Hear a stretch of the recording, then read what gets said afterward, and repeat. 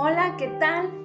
Familia de Camino de Viento, qué gusto poder saludarte nuevamente por estos medios. Mi nombre es Sandra Mendoza y bueno, para mí es un gusto poder hoy iniciar estas pláticas. Como primer tema vamos a hablar sobre la última cena, ¿sí? La verdad es un tema, bueno, considero que son de los temas que son muy profundos, muy sensibles a cada uno de los procesos y de los avances que vamos teniendo en nuestro conocimiento, en el conocimiento que vamos teniendo de la palabra que es Jesús mismo. Son temas muy profundos y bueno, pues vamos a tratar de desarrollar un poquito más cómo fue este acontecimiento tan maravilloso, tan profundo para tu corazón y para el mío. La última cena. La última cena, pues narra, esta última cena viene narrado en los 4 evangelios, pero ahorita vamos a tomar como de referencia lo que es la narración de Mateo 26, del 17 al 30. Y no lo vamos a leer todo, lo voy a parafrasear muy rápido. Y bueno, en estos versículos narra que es el primer día de la fiesta de Pascua. Recuerda que era una tradición celebrar este día en conmemoración del día en que el pueblo de Israel sale de Egipto. Y bueno, pues se hace esta conmemoración. Y entonces le dicen, está Jesús, pues él haciendo su labor de predicación, llega este primer día y sus discípulos le dicen que donde él quiere festejar la cena de Pascua o la festividad de Pascua. Él los envía, les da una serie de indicaciones y les dice váyanse a tal ciudad, van a encontrar a un hombre, ese hombre les va a decir, los va a llevar a un lugar, a un cuarto en la parte de arriba de la ciudad y ahí vamos a celebrar la Pascua, preparen todo y bueno, así acontece.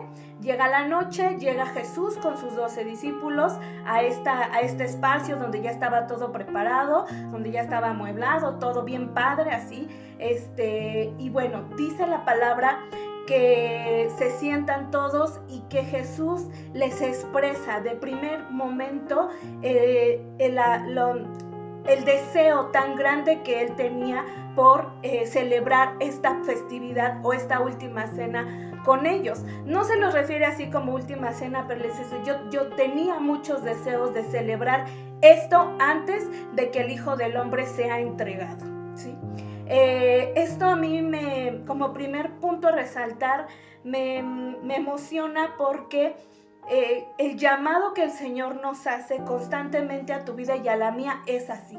Es un llamado poderoso, es un llamado sobre todo de intimidad, es un llamado en donde tú y yo entramos a un espacio secreto, a un espacio apartado con Él, así como sus 12 discípulos, porque esto no aconteció cuando Él predicaba a las multitudes, ¿no? Él llamó a aquellos que lo habían seguido en toda su travesía de predicación y Él llama a sus discípulos, a sus amigos, a sus cercanos, a los que habían estado y permanecido con Él en todas sus pruebas, en todo el vituperio que Jesús tenía en cada una de sus predicaciones.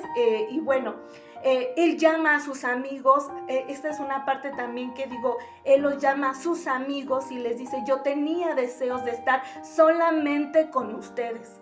Más allá de las multitudes, yo tengo deseo de llamar a mis amigos, de tener un espacio a solas con ustedes, con mis escogidos, con mis elegidos y tener esta comunión, esta convivencia tan íntima y tan profunda en donde Jesús va a sellar cosas extraordinarias y sobrenaturales en el corazón de cada uno de estos 12 discípulos. Yo no sé tú, pero yo sí me imaginaba cuando yo revivía estos relatos, me imaginaba pensar el poder imaginarme poder estar ahí en ese momento y decir que el Señor me diga, yo tenía deseos de estar contigo en este espacio, en esta intimidad, porque quiero sellar cosas profundas en tu corazón.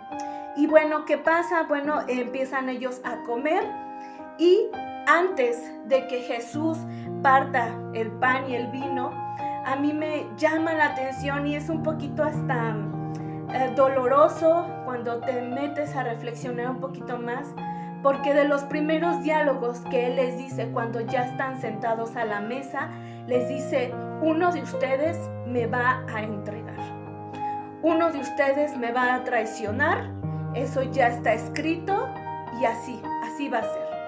Entonces los discípulos inmediatamente empezaron a mirarse los unos a los otros y empezaron a cuestionarle directamente, a decirle: yo seré yo, Señor, seré yo. Yo me imagino, si yo hubiera estado en ese momento, pues yo también le hubiera preguntado: ¿seré yo, Señor?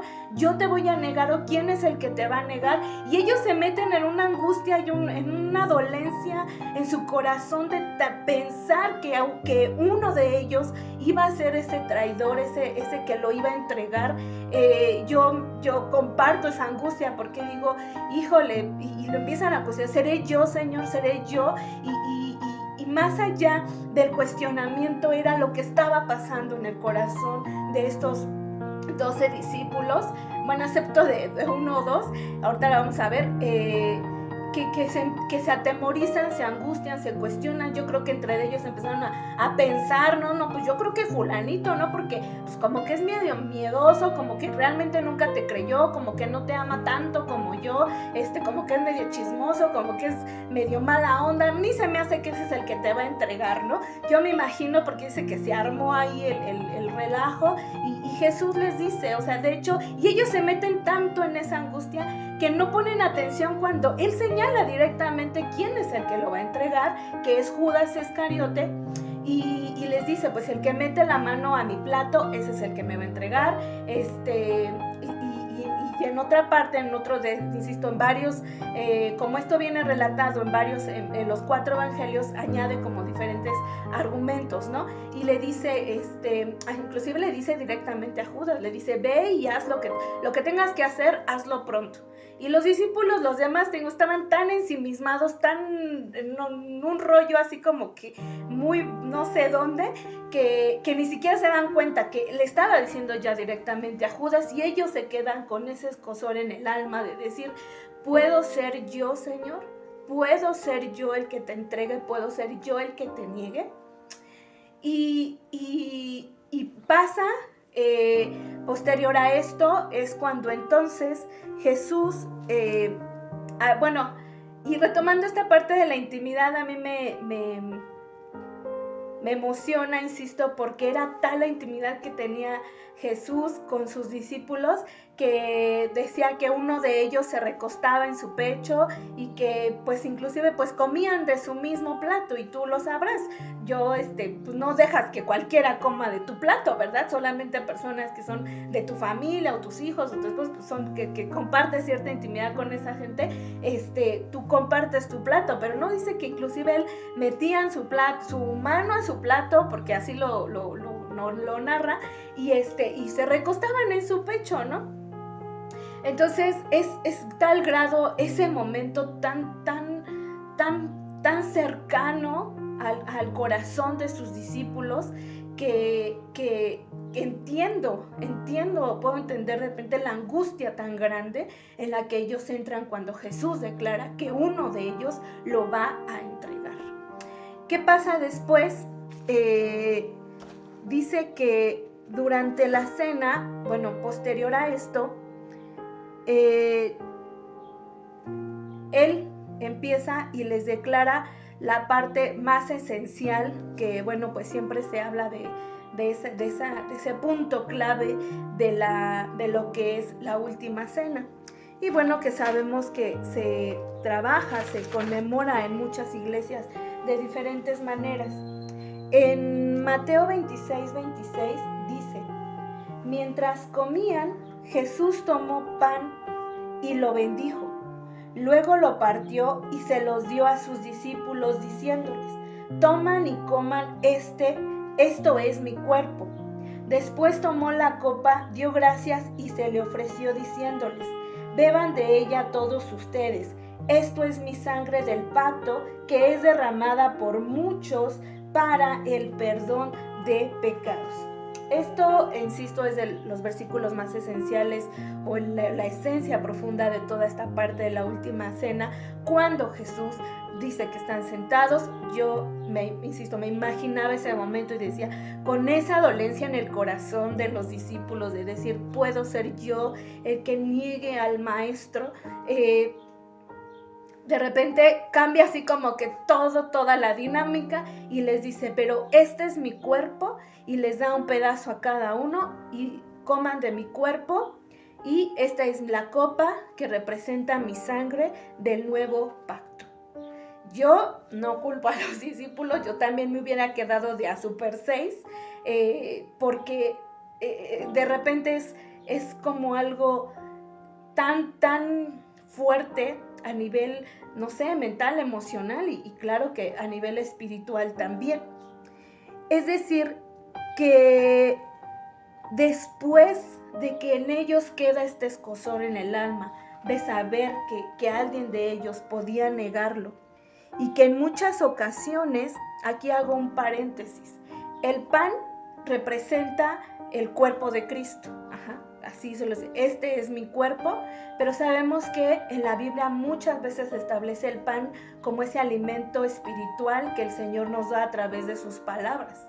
Y yo pensaba en este momento cómo es cuando tú y yo cada día por la gracia del Señor tenemos la oportunidad de deglutir algún alimento que es el pan de vida, que es Jesús mismo, y Jesús que es el verbo que es la palabra de Dios, ¿sí?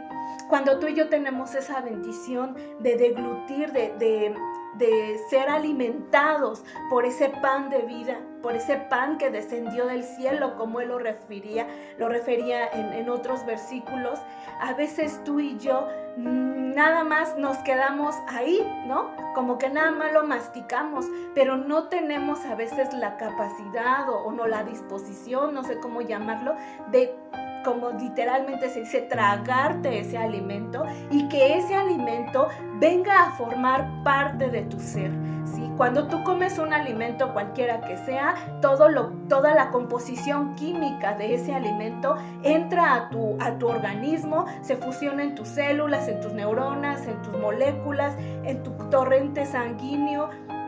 Toda la energía que el cuerpo asimila es a través de esos alimentos que nosotros adquirimos.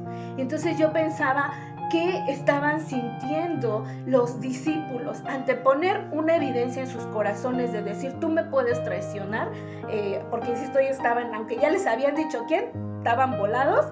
De repente la sensación que se puede tener en ese momento de decir, yo tengo dentro, simbólicamente, me da Jesús ese pan que representa su cuerpo, y yo lo introduzco a mi boca, lo empiezo a masticar, ¿sí? Que finalmente también era la representación de lo que le iba a pasar a su cuerpo, ¿sí? Cuando dice que él fue molido por nuestras transgresiones, que su cuerpo fue tasajeado, literalmente ya era un despojo en la carne. Entonces, cuando ese alimento tiene que ser masticado de esa manera, obviamente no es un proceso frágil, es un proceso duro, agresivo, con los dientes, que hiere, que desgarra la carne de Jesús, y que él, tal vez, no sé si los discípulos estaban comprendiendo esa parte, pero el saber hoy tú y yo que comer ese pan que Él les dio es la representación de saber que por tus pecados y por mis pecados el cuerpo del Señor fue desgarrado y fue molido de esa manera, ¿sí? Entonces, cuando tú y yo, ¿sí? Quisiésemos deglutir ese pan, ese cuerpo masticado de Cristo, creo yo que empieza una fusión, un sello, así como ese alimento empieza a formar parte de ti, sobre todo en el padecimiento del cuerpo de Cristo, y eso se fusiona a ti, a tu ser, a tu alma, a tu mente, a tu corazón, a tus pensamientos. Claro que entra considero yo una transformación sobrenatural en ti y en mí, pero que no es tan sencilla de tragar, no es tan sencilla como decir, ay, sí me voy a comer este pan, es el cuerpo de Cristo y ahora es que me lo como y sin problema. No, es realmente asimilar todo lo que estaba representando en ese momento, ¿sí? El que tú y yo fuimos tal vez ese medio, no fuimos, somos ese medio por el cual el cuerpo de Cristo fue tasajeado, fue masticado, y que ahora Jesús se los estaba dando a ellos para que formaran parte de ese mismo, a lo mejor no al nivel de Cristo, pero que fuera un sello en su alma, en su espíritu, de saber que por ellos es que se estaba cumpliendo esto que ya estaba escrito, que su cuerpo iba a ser entregado, y que la sangre de Cristo, el vino que ellos toman, sí, obviamente si muchos sabemos que cuando el vino cuando se prepara el vino, la uva se exprime de tal manera que sale todo su jugo, pues algo así pasó con el cuerpo de Cristo. Se tasajeó, se masticó de tal manera que al final lo que quedó fue el derramamiento de toda su sangre. Tú te imaginas el nivel de dolencia o de lo que tuvo que haber sido en su cuerpo para que toda su sangre fuera dada, dice aquí, para el perdón para el perdón derramada por muchos, por el perdón de pecados, y con esto sellar el nuevo pacto de salvación, la gracia dada por el Señor a través de Jesús, para que tú y yo tuviéramos salvación y pudiéramos acceder a la bendición de lo que es estar en esa intimidad a la que Él nos llama constantemente. Esto es muy fuerte, insisto, por eso dice en 1 Corintios 11, 27 al 29, dice: por tanto, cualquiera que coma el pan o beba de la copa del Señor de manera indigna, será culpable de pecar contra el cuerpo y la sangre del Señor. Así que cada uno debe examinarse a sí mismo antes de comer el pan y beber de la copa, porque el que come y bebe sin discernir el cuerpo, come y bebe para su propia condena. Sabemos que la condición que nos da este cuerpo es de pecado, ¿sí? La condición en la que vivimos dolorosamente es de pecado mientras estemos en este cuerpo. Y en muchas ocasiones se dice que si tú estás en pecado, pues no puedes participar de la última cena. Yo digo, pues es que entonces nadie puede participar de la última cena, porque todos vivimos en un cuerpo que es pecaminoso. Sin embargo, quiero regresarme un poquito a la parte del negar a Jesús. Durante este relato, bueno, pues ya saben, sale Pedro, ¿no? En uno de estos versículos sale Pedro y le dice: no, Señor, yo no te voy a negar, yo voy contigo hasta la muerte, hasta las cárceles. Y pues Jesús le dice: mira, mejor cállate, porque Satanás ya me pidió zarandearte y yo solamente oro para que no te falte su fe. Es decir, que el Señor lo iba a sentar en su jactancia, en su palabrería, a veces esa que tú y yo también tenemos. Yo te creo, yo te sigo, Señor, yo te amo, te alabo. Wow, Señor, tú eres lo máximo, eres todo para mí. Y ya a través de eso creemos que ya estamos mega santificados o ya estamos súper espirituales del otro lado. Pero tómela, cuando llega la hora de enfrentar circunstancias que son causa misma de nuestra obra con el Señor, que decimos: no, espérate, ¿cuántas veces tú y yo hemos negado la carne, el cuerpo de Cristo, por salvar nuestra propia carne? No, yo no soy cristiano. No, yo no voy de vez en cuando. No, ¿no te pasó alguna vez en la escuela cuando te decían: a ver, ¿quién hizo esto, no? Y tú estabas ahí en la bolita. No, él, yo, como le decían a Jesús: yo, Señor, yo te voy a negar. No, ¿cómo crees? Y ahí estaba el Pedro, ¿no? Que le dijo: mira, mejor cállate, porque antes de que cante el gallo tú me vas a negar 3 veces. ¿Sí? Entonces es bien importante que en este tiempo tú y yo hagamos un examen profundo de conciencia, aun cuando sea doloroso, de saber exactamente cómo hemos negado al Padre.